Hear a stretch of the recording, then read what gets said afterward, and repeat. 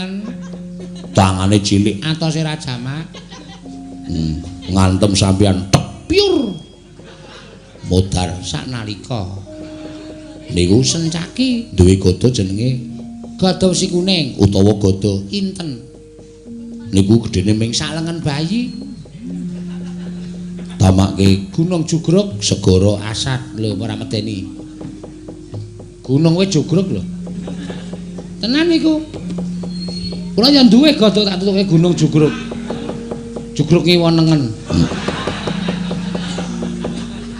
Dapure lah. Niku Sencaki.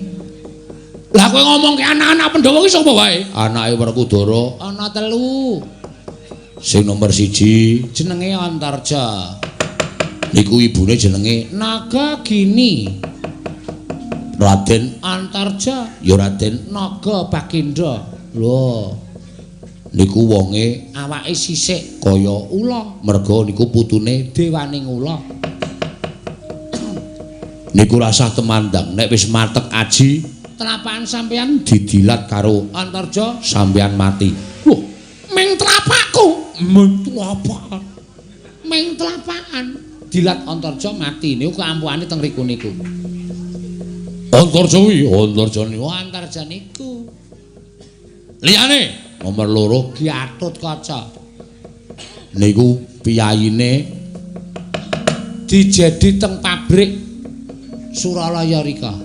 Niku ora menungsa, ning robot. Lho, robot mergo awake diganti wesi kabeh.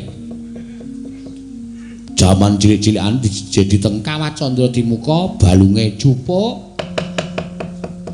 Terus diganti wesi. Sirah klontongan wesi. Lengen linggis, driji gunting, weteng ceret, bokong tong, dramaan pacul, terus apa untu gatri, cangkem jeplakan tikus.